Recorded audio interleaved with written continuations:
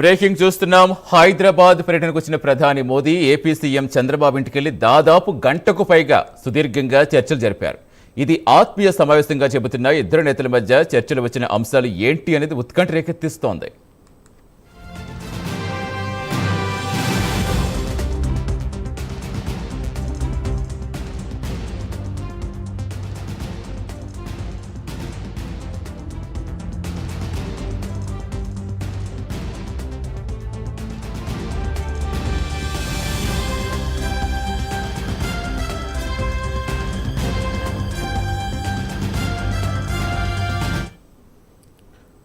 హైదరాబాద్ పర్యటనకు వచ్చిన ప్రధాని మోదీ ఏపీ సీఎం చంద్రబాబుతో గంటకు పైగా ఆత్మీయ భేటీ జరిగింది. పూర్తి సమాచారం ఇచ్చేందుకు మా కరెస్పాండెంట్ చందు రాజకీయంగా చాలా అత్యంత ఆసక్తికర అంశంగా చూడాలి. ఇది ఒకవైపు హైదరాబాద్ తెలంగాణ టూర్కు వచ్చి ఏపీ ముఖ్య నేతలతో భేటీ కావటం, ఎన్డీఏ కూటమిలో భాగస్వాములు వారి ఇంటికి భేటీ కావటం, పవన్ కళ్యాణ్ గారి ఇంటికి వెళ్ళారంటే అది శస్త్రచికిత్స అని చెప్పారు. ఇప్పుడు చంద్రబాబు గారి ఇంటికి వెళ్ళినప్పుడు కూడా సేమ్ థింగ్, అంటే గంటకు పైగా చర్చ సాగిందంటే ఏ అంశాలపై చర్చించి ఉండొచ్చు ఇంత టైం వెచ్చిచ్చారంటే? సతీష్, ఈ రోజు మొత్తం రాష్ట్ర రాజకీయాల్లో మాత్రం ఒక రెండు రాష్ట్రాల్లో కూడా ఆసక్తికర పరిణామం అయితే చోటు చేసుకుంది. ఎందుకంటే ప్రధాని నరేంద్ర మోడీ ఈ రోజు హైదరాబాద్ పర్యటనకు వచ్చారు. అన్ని ప్రారంభోత్సవాలకు హాజరయ్యారు. అదేవిధంగా పెరేడ్ గ్రౌండ్ లో బహిరంగ సభలు కాసేపట్లో ప్రారంభం కాబోతు సభకెళ్ళవు. అయితే ఇక్కడ ప్రారంభోత్సవాలకు వచ్చినటువంటి మోడీ, అటు పవన్ కళ్యాణ్, అదేవిధంగా చంద్రబాబు నాయుడుతో భేటీ కావడం ఆసక్తికర పరిణామమే. ఎందుకంటే నరేంద్ర మోడీ ఏ రాష్ట్రానికి వెళ్ళినా, ఎక్కడ బహిరంగ సభలు నిర్వహించినా, అక్కడ ఏ అభివృద్ధి కార్యక్రమాలు చేపట్టినా వాటికి మాత్రమే పరిమితమై ఆయన ఢిల్లీకి వెళ్ళిపోతారు. కానీ హైదరాబాద్ వచ్చినటువంటి మోడీ మాత్రం ఒక 15 నుంచి 20 నిమిషాల పాటు పవన్ కళ్యాణ్తో భేటీ అయ్యారు. అదేవిధంగా గంట పాటు చంద్రబాబు నాయుడుతో మోడీ భేటీ అయ్యారు. అంటే అసలు మోడీ ఈ ఇద్దరు నేతలతో ఏం చర్చించారు అనేది ప్రస్తుతం ఆసక్తికరంగా మారింది. ఎందుకంటే ఇప్పుడు ఎన్డీఏలో టీడీపీ, జనసేన రెండు పార్టీలు కూడా భాగస్వామ్యం అయి ఉన్నాయి.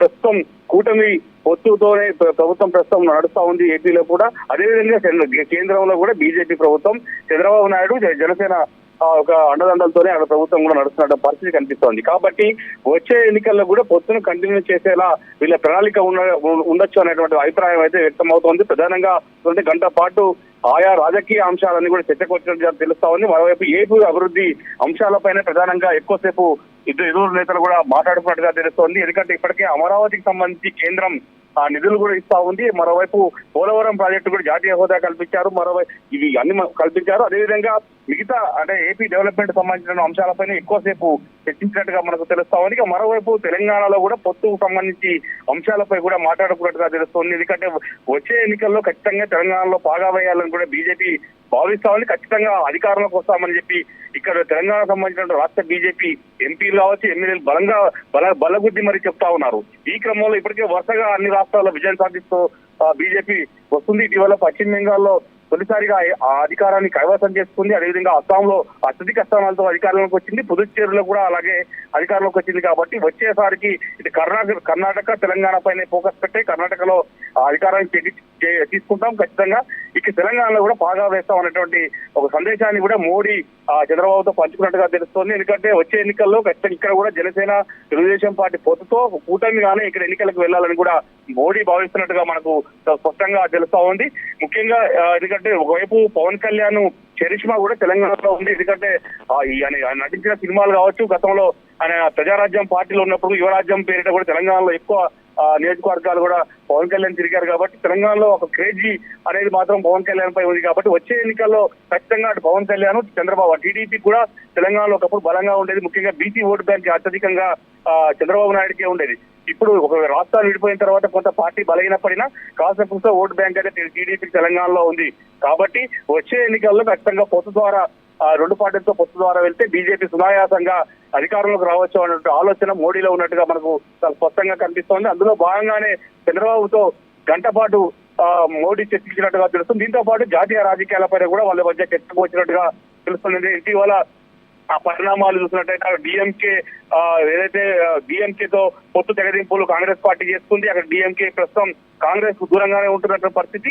ఈ నేపథ్యంలో ఖచ్చితంగా వచ్చే ఎన్నికల వరకు మళ్ళీ కొత్త శక్తులు కూడా కలిసేటువంటి అభిప్రాయం ఉందనేటువంటి దాన్ని కూడా ఇద్దరి మధ్య చర్చకు వచ్చినట్టుగా తెలుస్తోంది. ఇప్పటికే బెంగాల్లో మమతా బెనర్జీని బలహీనపరిచారు, అక్కడ అధికారంలోకి వచ్చారు.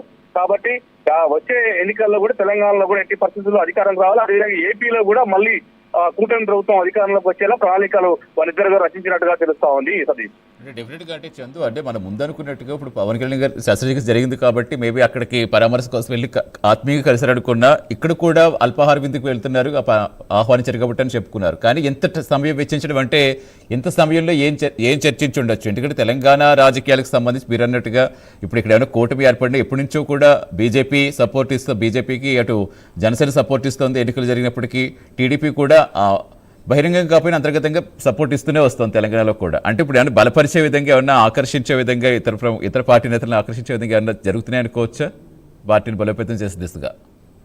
ఖచ్చితంగా బీజేపీ నేతలు కూడా గతంలో పదే చెప్తూ వచ్చారు. ఖచ్చితంగా వచ్చే ఎన్నికల నాటికి తెలంగాణ బీజేపీలో చేరికలు బలంగా ఉంటాయి. ముఖ్యంగా అటు కాంగ్రెస్ కావచ్చు, ఇటు బీఆర్ఎస్ కావచ్చు, ఈ రెండు పార్టీల నుంచి కూడా చేరికలు ఉంటాయనేటువంటి సంకేతాలను కూడా ఇచ్చారు.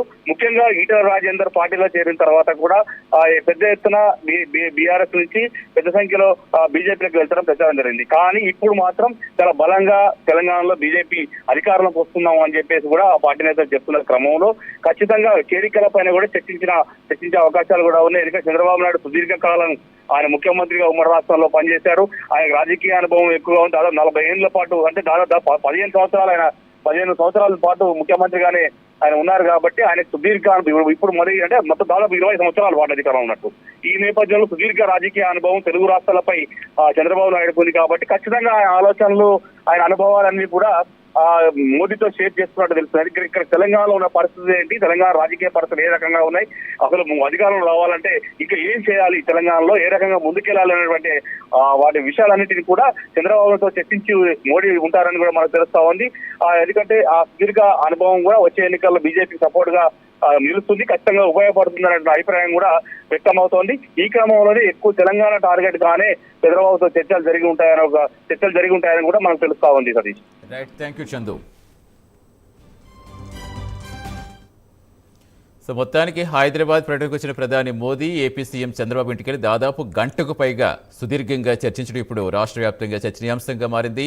ఇది పైకి ఆత్మీయ సమావేశంగా చెబుతున్న ఇరువురి మధ్య చర్చకు వచ్చిన అంశాలు ఏంటనేదే ప్రజెంట్ ఉత్కంఠ రేకెత్తిస్తోంది. అంటే కేవలం హైదరాబాద్లో ఒక్క పూట కూడా పూర్తిగా చెప్పుకుంటే ప్రధాని పర్యటన లేదు. కానీ ఆ కొద్ది సమయంలో చాలా టైట్ షెడ్యూల్ ఉన్న సమయంలో కూడా ఏపీకి చెందిన ఇద్దరు కీలక నేతలతో మోదీ భేటీ కావటం అయితే అందరినీ ఆకర్షిస్తోంది. ముఖ్యంగా పవన్ అంటే రీసెంట్గా చికిత్స చేయించున్నారు కాబట్టి ఒకవేళ పరామర్శ కోసం వెళ్ళారని అనుకున్నా తర్వాత చంద్రబాబు ఇంటికి వెళ్ళి ఏదో నామకే వాస్తే అని కాకుండా చాలాసేపు మాట్లాడుకోవడం అందరినీ ఆశ్చర్యం కలిగిస్తోంది. కొంత సమయం కుటుంబ సభ్యులకు పరిచయం చేసేందుకు లేదా వారితో ఫోటోలు తీయించేందుకు కేటాయించాలని భావించిన మిగిలిన సమయంలో చాలా ముఖ్యమైన అంశాలే మోదీ చంద్రబాబు మధ్య ప్రస్తావనకు వచ్చాయనే తెలుస్తోంది.